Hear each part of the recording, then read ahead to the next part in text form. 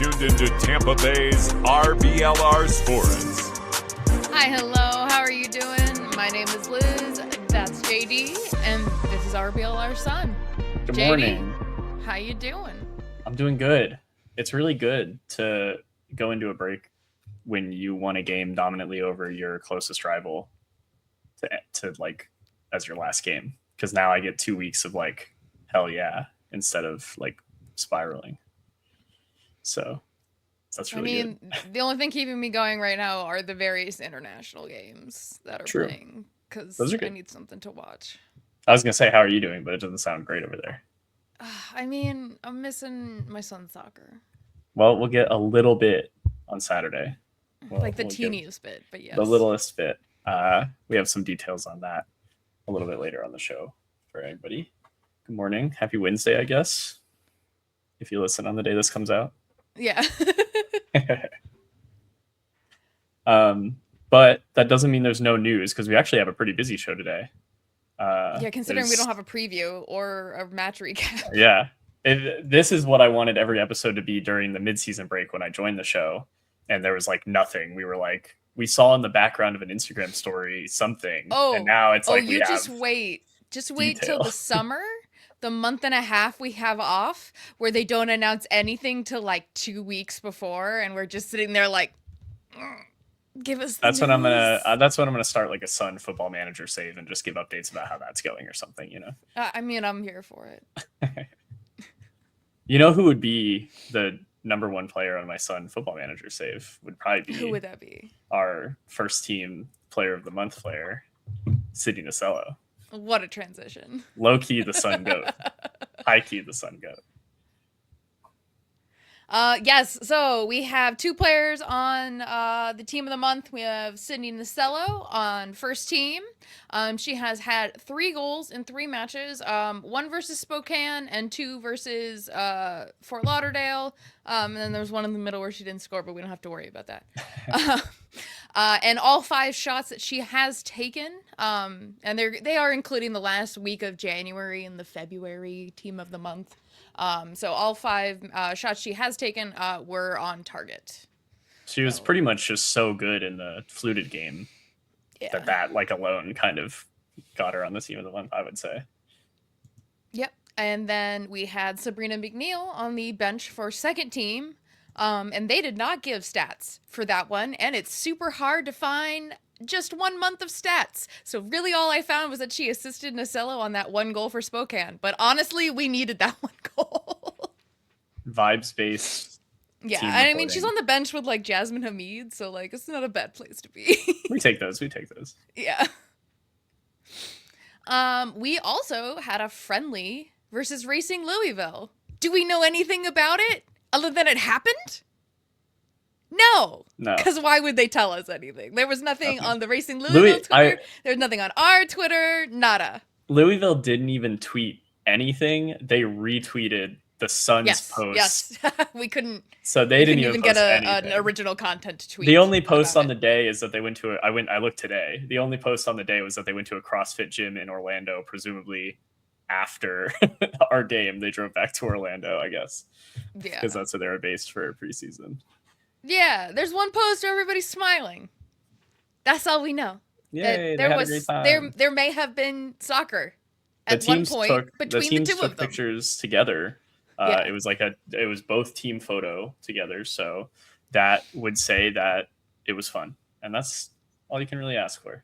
Go out there, have some fun, learn a few things. I think also all the internationals for both teams were gone at that point, called up. So just basically our starters, a lot of their starters and bench players, and a fun Saturday day of soccer that we know nothing about. I can only assume we won 4-5-0, of course. But obviously, that's just speculation. Yeah. But if you don't give us any evidence, then I'm allowed to speculate. So I was say, you know what else is fun? Liking and subscribing. Ooh. We're all over these. So we at RBLR Sports on the YouTube, where you can see our beautiful faces and cool backgrounds, and at RBLR Sun FC everywhere else. Oh, and I keep forgetting, we have merch again.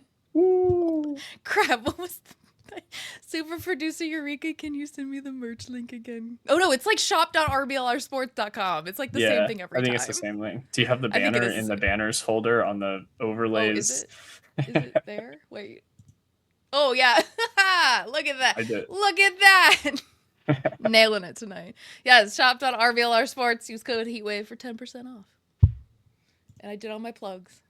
We're the bench, even though we're the starters for the podcast, we're also like not getting called up internationally. So we're, you get what you get with that. Okay. What's kind of fun, I don't have a great transition for this.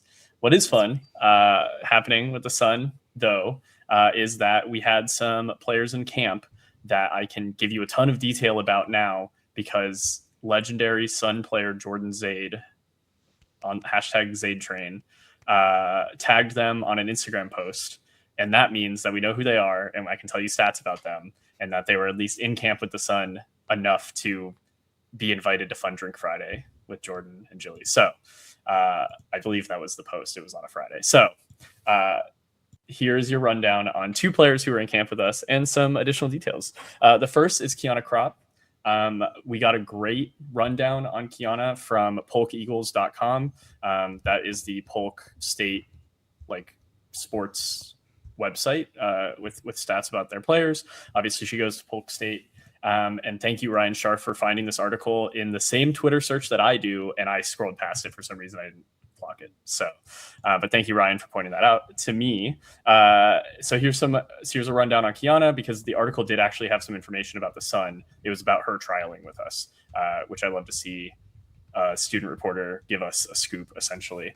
So she is on a 3-week trial with the Sun, and it actually ended March 2nd, which is yesterday as we record this. She was hoping that the end of the trial would be getting signed, obviously, or it sounded like she also had an option to extend the trial or extend training with the team. So it sounds like it wasn't just signed or be cut. It sounds like she could make the practice team essentially and continue training with the team. And I think that would be a cool thing for her. We definitely have had a good track record, I would say, of players on our practice team. A couple of them have joined the main team, and she's definitely a pretty good player. I wanted to read a quote out of the article because, again, it's nice to actually have an article about a trialist that's about their trial. So here's her quote from that. "Playing professionally has been a dream of mine since I was 13. It is by far the highest level of competition that I've been a part of. Being part of a professional team, it has been friendlier and more welcoming than I would have expected. Being able to be a part of a professional environment has grown my confidence, not only as a player, but as a person." So that was nice to see. Like I said, she was out on a team outing or on a friendly outing with Jordan Zaid and a couple of the other players. So they're getting along. They're gassing her up. Hopefully they're giving it to her on the field so she can learn and improve from actual pros. But that article was pretty good. I'd recommend checking it out on polkeagles.com. She actually took a year off because she became a parent in 2024. So that's definitely very interesting for a young player, literally a college player, to experience. And she came back on the team, and they were out of scholarships, I believe, but she was able to secure essentially funding for herself to get back onto the team and play soccer again. So she's back. She's committed. She talks about it in the article, how she's balancing being a parent with playing and her professional goals. So it's awesome to see. Hopefully the Sun work out for her. And for our sake, she looks like a pretty good player. She had pretty good stats. So we will see how that ends up going. Apparently it ended yesterday, so they already know the result. I'm just yapping. If we hear anything about it, you guys will get to know. The second player that was tagged on Jordan's story is also a very interesting player, but we do not have any official information about her relationship with the Sun at all. Obviously, she was also with the team at an outing that they did. So presumably she is a soccer player. That's the other part that's very important. So Erica Chippa has been with the team. She was in that same Instagram story with Jordan Zaid, but we don't know anything about her involvement. She's from Florida Gulf Coast University, and she has a crazy amount of accolades there. If you go to her athlete page on their website, it's the section of just all league, all team, all country, academic, first team, like all an amazing amount of accolades. She's a great player, and she actually has the university record for the highest number of goals scored in a season in 2025, and she led the NCAA overall in 2025 in goals scored total. So she's a goal scoring machine. University records. I think she might be like a Florida Gulf Coast GOAT. They might retire her number. I don't know. She seems very, very highly touted there. And she was also the Atlantic Sun Conference Player of the Year. So that just goes to show. And she was unanimous too. There was no other votes. It was all her for Player of the Year. So definitely very highly touted. And then if that wasn't enough, she just got a call up to the Croatian senior national team. So as if being the leading NCAA scorer for an entire calendar year isn't enough, she's now with Croatia. I did not see her on the team sheet for their most recent game. If I misread something, that could be the case, but I don't think she played. I think this might be her first call up. Her grandparents are European Croatian, presumably, or at least one of them is. So that's great for her to go to an international camp. If she was with us immediately before it, she's definitely gotten a month straight of just way higher level training than maybe she's ever had. So for a player, from her perspective, that's very cool. And then also on the post where she got called up, Maddie and Jilly Shimkin both commented congratulating her, and they called her Chippy. That's her nickname because her last name is pronounced Chippa. It is not spelled like that. I had to listen to a podcast to see how to pronounce it. No, but tell them what podcast. Oh yeah, she was on the Catholic Sports Radio podcast, talking a lot about her faith and its relationship with sports. It was a good interview, actually. It was pretty interesting to hear. She played flag football once at the Browns Stadium. She was just talking about like a bunch of memories that she's had. And also just figuring out where her career wants to go. I think she mentioned on that podcast, which came out in January, how she wanted to go to Europe because that's where her grandparents are. Hey, you can go to Europe when you get called up for the national team and still play for the Tampa Bay Sun, Erica. Mm-hmm. So yeah, we'll see how that goes. In January, she wanted to go to Europe. Presumably in February, she was trying with the Sun. We will see what the future holds for Erica Chippa. But even if it's not here, get to know, because she seems like she is going to have quite a career ahead of her based on all of her stats so far in her college career. So yeah, those are two to look out for. Quick recap: Kiana Kropp and Erica Chippa, who are with the team recently, and we don't know anything else about it. We will see, they join the team next year. I don't think we're looking super hard for signings for this year unless we have an injury. That's also kind of what you keep a practice team around for, is so you can elevate some of those players. But we will see. We'll get to know in the off season what the build looks like for next year, and if these players are involved, that'll be cool. I like them both. They could even be on our quote unquote practice squad. We haven't heard a lot about it in a minute. It was featured more last year on their Instagram. Jilly Shimkin actually came from our practice squad. So it was like this in between, like not an academy player, but not officially rostered, but we want you there. So I'm assuming that's kind of like, that might've been where Maddie Parsons was as well. Yeah. Yeah. And like I said, we seem to have a track record of elevating these players, and then those players have gone on and played for us, and Maddie scored goals for us. So, like I said, these are pretty promising young players. One's a Croatian international. That'd be pretty cool to catch her right as she's on going up, and if she plays for us and is a standout and gets picked up by an even bigger team or a European team, then I would be very glad that she played with us for any amount of time. So it's very cool. We had an article pop up about our old pal, Kaylin Marchese. If you don't remember Kaylin Marchese, unfortunately, she had a very short time at the Sun. She came injured from Arsenal, which was very, very cool. Everybody was very excited. This is her hometown. When she finally was able to make her debut with us, 12 minutes in, she goes down with a non-contact injury. My theory was something to do with when she was running back towards goal, something happened with her knee again. She kind of quietly retired after that and hasn't really said much publicly about the team, about her retirement. So this article was called for keepsake, specifically about her retirement. It was in Her Goal magazine, which that's a what a name. This is a little bit of a long quote, guys, so stick with me here. Marchese saying, I was supposed to come to a brand new club and league, my hometown, and I was immediately crushed. I was really, really unhappy with how they treated me as an injured player going through a huge setback in my rehab. I was thrown into things too early, and they didn't properly go through all the information arsenal sent over.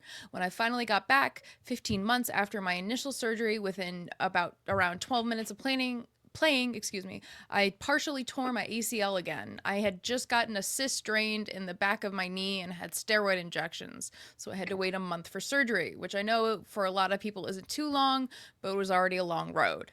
Mentally, I was just kind of spiraling and really, really not liking the environment and the culture, how they treated me. Really not liking the environment and the culture, how they treated me, and a lot of other people felt like they had similar experiences that I had elsewhere.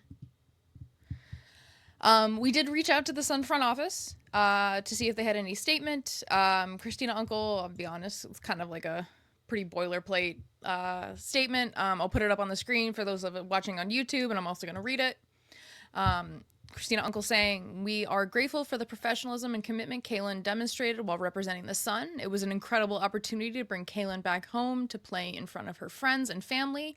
We are confident she will carry forward the same work ethic, resilience, and energy that she displayed on the pitch into her next chapter. We thank her for her efforts and wish her all the best in her future endeavors. So, a big nothing burger of a statement. It's just nothing, I love her, but come on, that doesn't say much. Yeah, it was mainly just about her retiring, really, not anything about what she said in the article. I just want to add on that Kaylin talked extensively in the article, so if you're at all interested, you should go read it. Again, it was Her Goal magazine, and I think that article, or at least that issue, has been made free. Somebody posted like a login to be able to see the whole magazine, so you can't access that article for free. But she said she spoke to other players, not Sun players specifically. She said that she spoke to other players who had setbacks in their career, and she talked extensively about how mentally she was overcoming all of that. So it was a very interesting read, sports psychology style read, and it is like the first time that publicly she said anything about retiring. So yeah, just an interesting and upsetting end to what could have been a great comeback story for her, and for the Sun. Like Christina Uncle's statement said, we were bringing her home, so we were excited about that too at the time. And I can only hope personally that the team, if there's any lessons to learn on the team side, that we learn them, and that a player never feels like this again. That's all I can say. We don't know what happened. We don't know anything organizationally. The team didn't really give us much with the statement, so all I'm going to say is I hope no players feel like that again. And we're doing right by them. So that's all you can really say about that. I know, especially since we seem to pick up so many players with injuries. That does make me slightly worried about if we're forcing them to come back too soon. If we're really, I don't want to be too critical, but I also don't want to be like too soft on them, because it's someone's health they're messing with. Yeah. And it was her at that point livelihood and what she wanted to do. So it's frustrating because she was young, wasn't she? Was like she's 26? 27, I believe now, or at least when this article came out. So I believe so. So like the other thing, and especially, I hate to say a keeper, you last a little bit longer, but keepers do last a little bit longer because they're putting their body through still physical things, but a little bit different than like running around, I guess. It's more just throwing yourself. But she definitely had probably at least a good 5 to 7 years left. So that's was really disappointing to see that when it happened, for sure. And just to add just additional context, we have had Yuki Watari rostered on the team for 2 years. She also had a very similar double ACL. She retore it in training, so she actually never appeared in a game. But she was on her way back and tore it again. And we did, maybe we had her on a 2-year contract, so this would be the second year of it. But either way, I hope that the Sun are treating her very well. I know she's been able to go back to Japan and rehab there, as well as being here in the States on and off at different times. So, like I said, we have had long-term injured players on the roster. If there's any lessons to learn, hopefully we've learned them. And hopefully Yuki and any other players that are injured are being treated well. And all you can do is move forward. A lot to learn as a league and an organization. And like I said, hopefully they're learning those lessons. But now, the hardest thing to transition out of.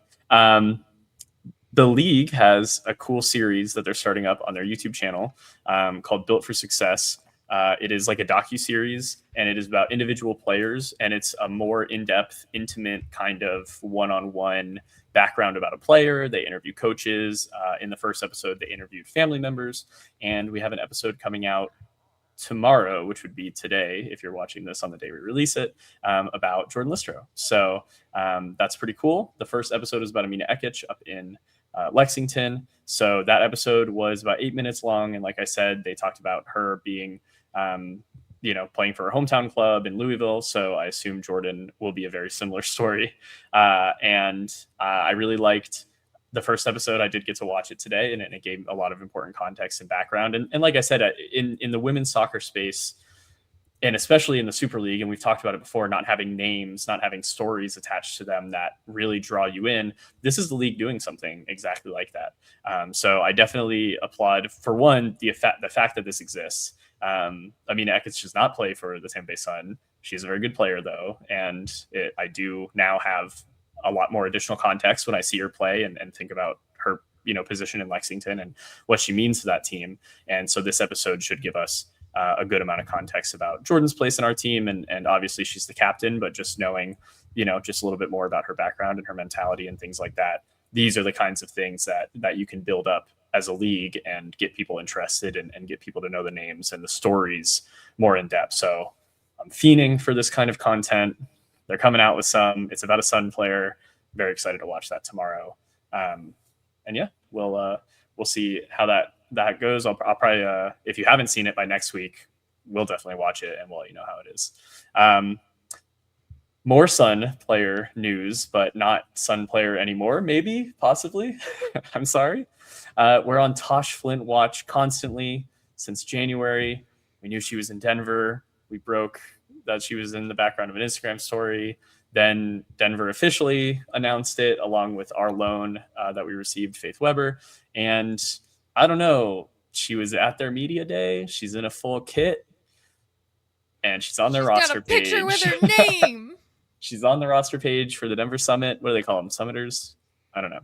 She seems to be a summiter. She scored in the Denver Summit, I think. Well, but like the a player would be like, I'm trying to make something happen that's not happening. Anyways, Summiters, really? So she seems to be fully rostered there now. We have not had an official announcement, but she did perform really well in preseason, better than she was doing here.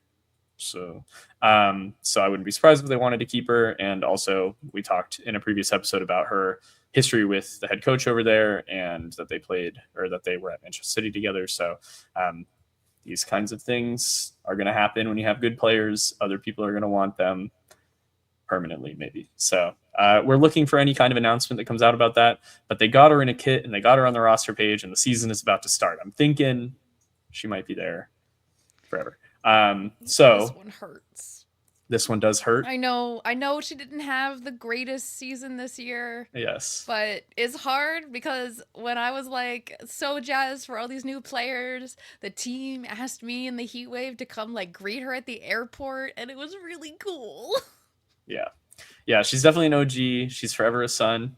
Absolutely has earned all of those accolades. Her time was short only because our team is short. Our team has existed for a short amount of time. They're not all short. No. So that being said, look out for possibly an announcement like that coming from Denver, but she will be missed. And we have a consolation, Faith Weber, who did score in our last game.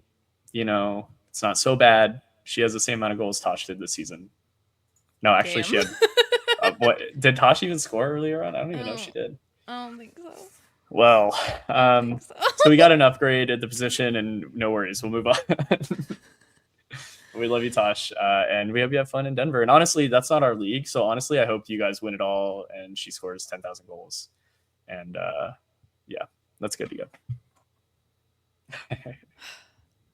So we do have something to look forward to at least this weekend. If you're a Sun Chaser, if you're not a season ticket holder, go get with a season ticket holder. Just go find one.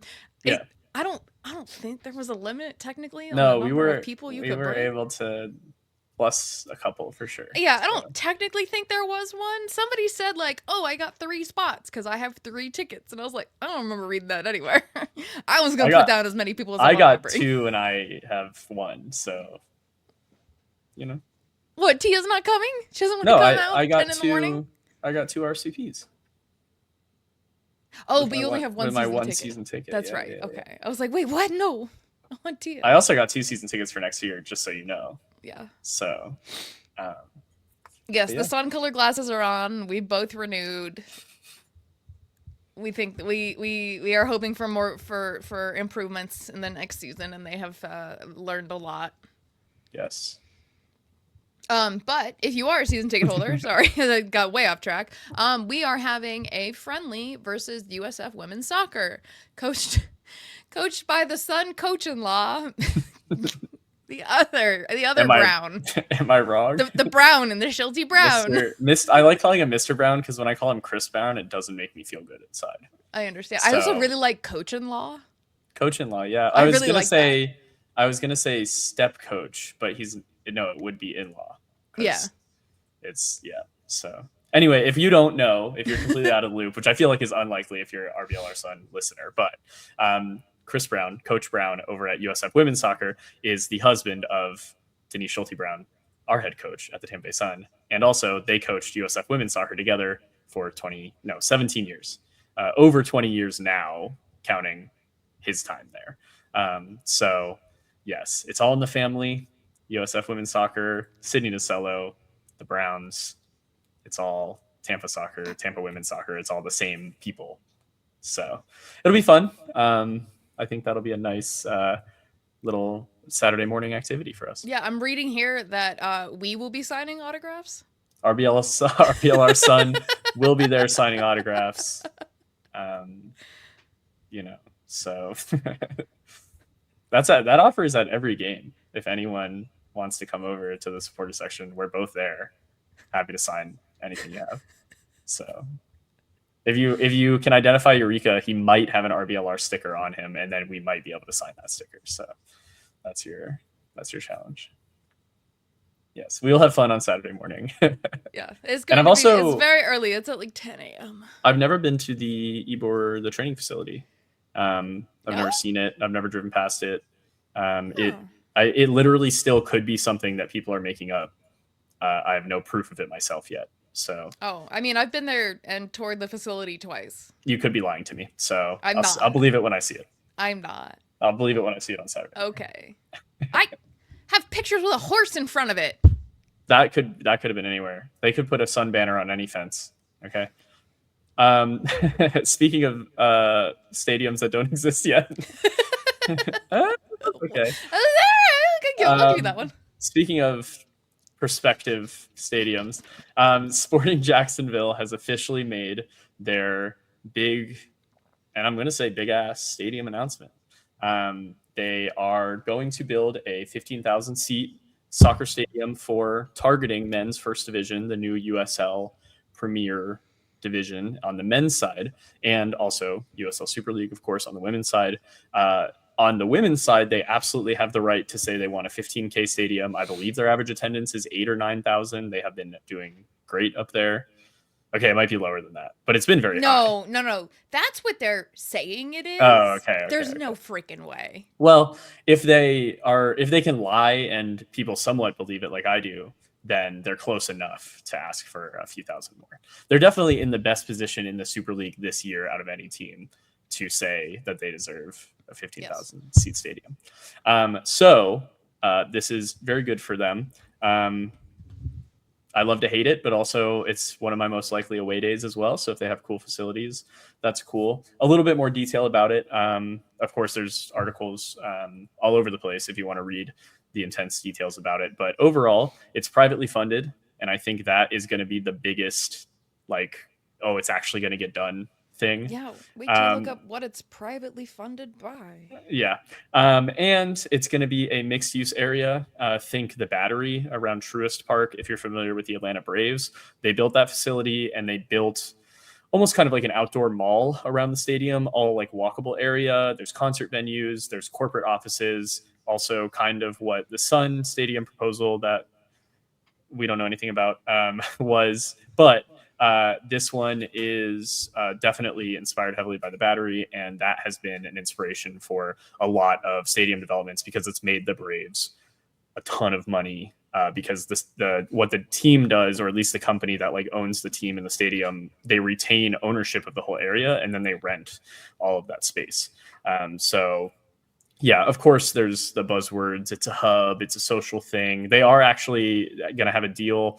I'm not going to get this perfectly word for word, but I believe they're going to have a deal with the city where like local high school and college teams can play there as well. It's going to become like a municipal stadium for the city, but also it's going to be private land so that they can rent all the space around it and make a shit ton of money off of people. So that's kind of what Jacksonville's doing. It's exciting for the prospect of going to an away day for the Sun in a really big stadium that's not Carolina. Otherwise, screw Jacksonville, screw Fort Lauderdale, up the Sun. The state of Florida is a dark blue, not the other two blue teams. Yeah, not the other, and yellow. Yeah, but not the other team's yellow. Yes. So yeah, that's your vague stadium update about what's going on up in Jacksonville. There has been some hubbub about the USL Players Association collective bargaining agreement. I had to remember what all of those letters mean all at once. I can write it out next time, but yeah. You did great. I got it though. I got it. We don't know much about how it relates to the Sun. If you want to know more about it specifically, I highly recommend checking out the latest RBLR Rowdies episode. They have covered it extensively, and they are much more, they've looked into it way more than we have, because we know very little about how it really relates to the Super League. The most recent update we've have is, quote, the USLPA is the exclusive bargaining representative of the USL Super League players. We don't even have an update for the Gainbridge Super League. Yes. In 2024, we had Amanda Vandervoort, our league president, say that she's optimistic to work with the Players Association, and the USL has had a great relationship with the Players Association over time, so we look forward to those conversations. Theoretically, the strike could start as early as Friday. That is the first game for the championship. I know the championship it's been really centered around because they are I think they're the topmost league that's involved at the moment, and they had a lot of issues with basic necessities for players. So I don't know about you, but I think I'm pretty much assuming that the RBLR stance is that we stand with the players. So, yeah, I do want to just clarify. They are bargaining for the USL Championships players CBA, but last time they got it, it also, a different version of it was applied to League One. And the Super League players, again, the article that I found was 2024. The Super League players were trying to have it ratified for the Super League. So basically what happens to the USLPA Championship players will, I hate to use the phrase trickle down. That's not what it does, but it will affect, like, it'll be the baseline for the other two leagues, League One, the lower league, and the Super League on the women's side. So it's something to keep an eye on. Like Liz said, go check out RBLR Rowdies.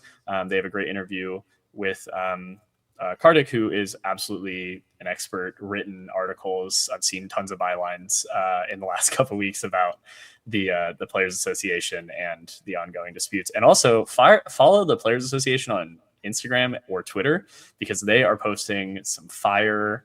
They did many great responses. They did a breakdown of the most recent USL statement, the USL Championship statement, that it was like a explainer where they took out individual sentences and said in as many words why it was BS. So I think, you should go check out what the USLPA is doing. It may eventually affect how our players are treated, because I believe, like I said, the original Super League players wanted the exact same deal that the championship had, which would make sense because that's what the organizations in our league are going to be most familiar with in terms of bargaining with the players.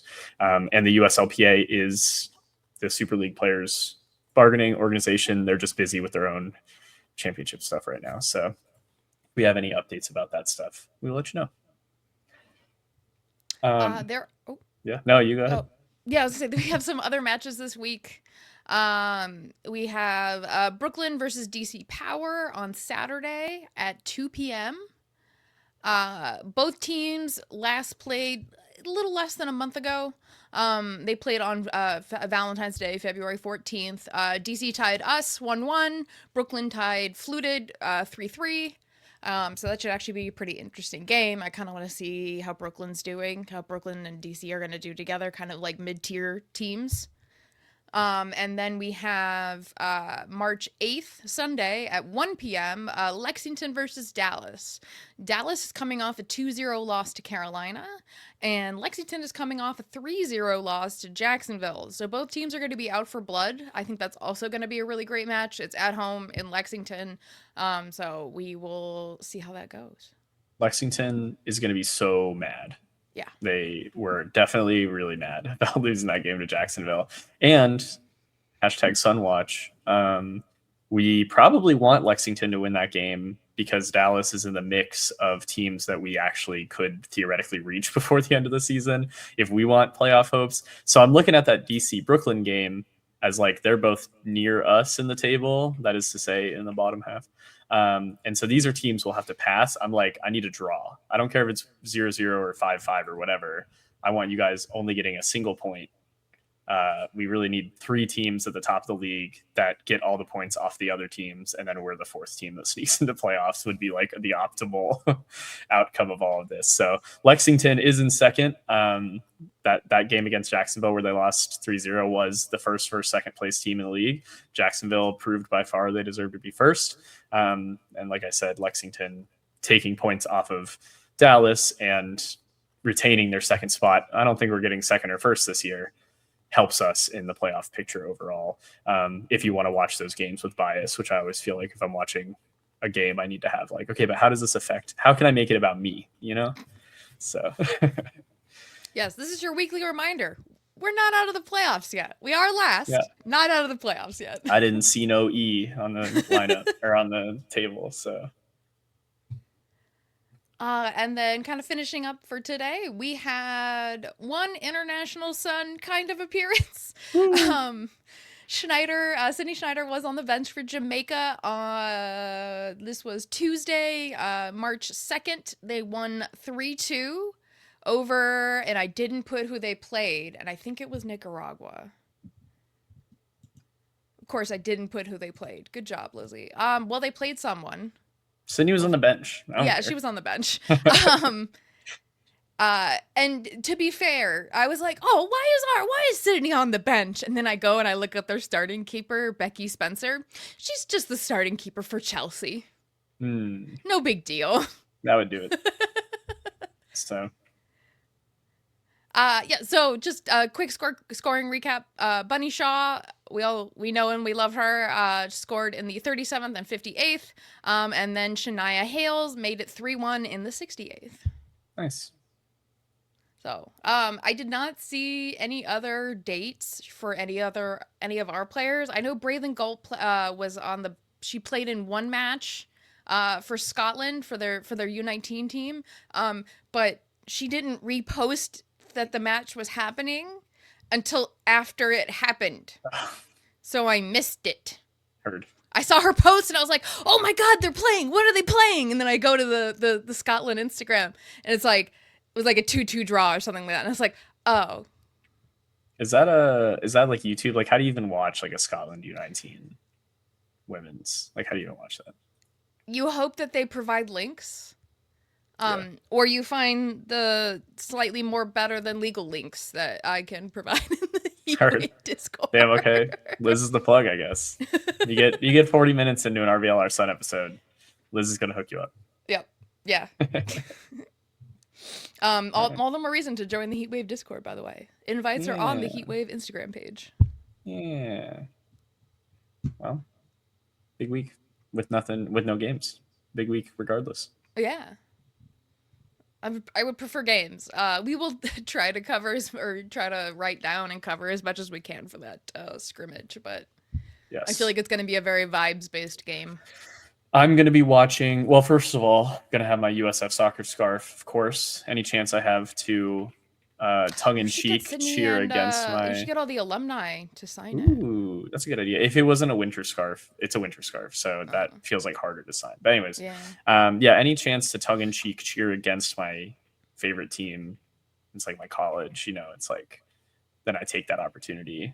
If you wear a USF shirt, I'm not letting you get in the car. This is an extremely, I hope both teams have fun, but really, and this isn't out of the question, I'm watching to see if there's a future Sydney DeCello on that team, or, USF women's soccer has put out a lot of great prospects, some internationals, very good players. And so I'm going to be watching and identifying players that I think should come to the Sun. That would be cool. And I'm sure the Sun coaching staff also has their own eyes on things. Although, again, talking about USF women's soccer players could be household conversation between the husband and wife duo that is USF women's head coach and our head coach. So maybe they already do talk about it, and Denise already knows all of those players very well, which seems like it's probably the case. But either way, it should be a fun time on Saturday. See you there if you will be there. If you're not going to be there, get season tickets, and then we can all see each other a little bit more often. All right. I want to say that about wraps it up for today. I think so. Make sure to like and subscribe. Hit all the buttons. We are at RBLR Sports on the YouTubes and at RBLR Sun FC on all the other places where we will update you on stuff. Make sure you don't miss the stuff. Don't miss the stuff. Tap in. More screen time. We had a screen time discussion in the Heatwave Discord. More screen time in the Heatwave chat. It makes me. I don't want to check mine. I don't. I won't make fun of your screen time if 20% of it is looking at the RBLR Sun social media channel. 20%? That's so much. There's a lot to scroll through. I don't even think I look at the social media that much. Yeah. I only followed the account like 3 months ago. Sorry.